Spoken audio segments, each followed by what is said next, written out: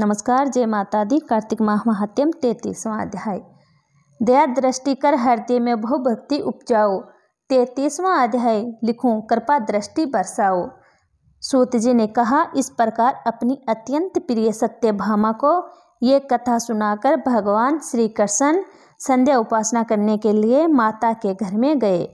ये कार्तिक मास का व्रत भगवान विष्णु को अति प्रिय है तथा भक्ति प्रदान करने वाला है। 1 रात्रि जागरण, 2 प्रांतकाल स्नान, 3 तुलसी वट सिंचन, 4 उदापन, 5वां दीपदान। ये 5 क्रम भगवान विष्णु को प्रसन्न करने वाले हैं, इसलिए इनका पालन अवश्य करें। ऋषि बोले, भगवान विष्णु को प्रिय अधिक फल की प्राप्ति कराने वाले, शरीर के प्रत्येक अंग को प्रसन्न कराने वाले कार्तिक महात्म्य आपने हमें बताया। ये मोक्ष की कामना करने वालों अथवा भोग की इच्छा रखने वाले मनुष्य को ये व्रत अवश्य ही करना चाहिए।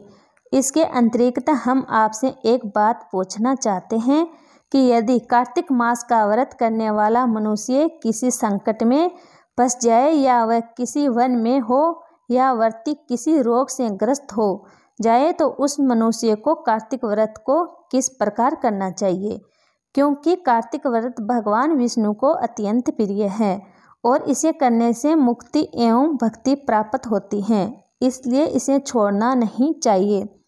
श्री सूत जी ने इसका उत्तर देते हुए कहा, यदि कार्तिक का व्रत करने वाला मनुष्य किसी संकट में फंस जाए तो वह हिम्मत करके भगवान शंकर या भगवान विष्णु के मंदिर जो भी पास हो उसमें जाकर रात्रि जागरण करे। यदि व्यक्ति घने वन में फंस जाए तो फिर पीपल के वृक्ष के नीचे या तुलसी के वन में जाकर जागरण करे। भगवान विष्णु की प्रतिमा के सामने बैठकर विष्णु जी का कीर्तन करे। ऐसा करने से शास्त्रों गायों के दान के समान फल की प्राप्ति होती है। जो मनुष्य विष्णु जी के कीर्तन में बाजा बजाता है उसे वाजपेयी यज्ञ के समान फल की प्राप्ति होती है और हरि कीर्तन में नृत्य करने वाले मनुष्य को भी सभी तीर्थों में स्नान करने का फल प्राप्त होता है। किसी संकट के समय या रोगी हो जाने और जल न मिल पाने की स्थिति में केवल भगवान विष्णु के नाम मात्र से मार्जन ही कर ले।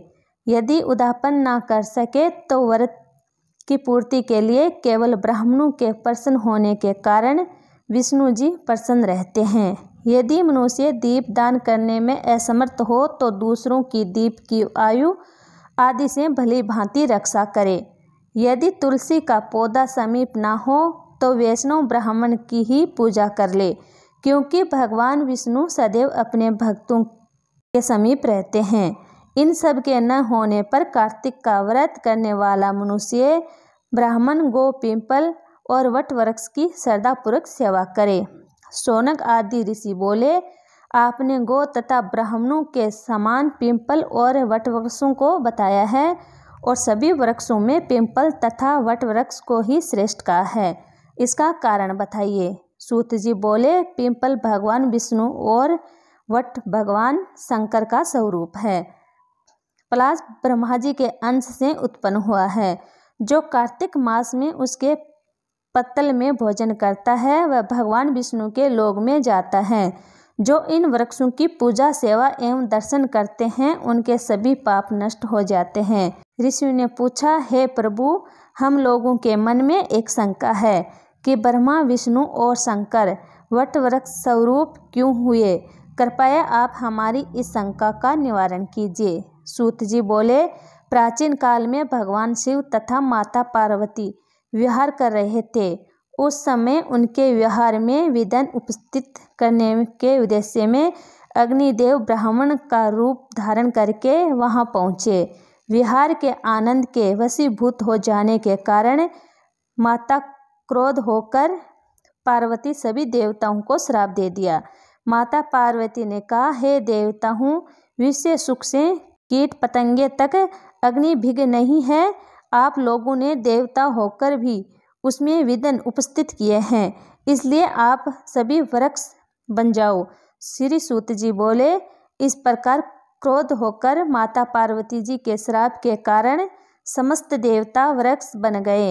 यही कारण है कि भगवान विष्णु पिंपल और शिवजी वटवृक्ष हो गए, इसलिए भगवान विष्णु का शनिदेव के साथ योग होने के कारण केवल शनिवार को ही पिंपल को छूना चाहिए, अन्य किसी भी दिन नहीं छूना चाहिए। 33वां अध्याय समाप्त। जय श्री हरि विष्णु।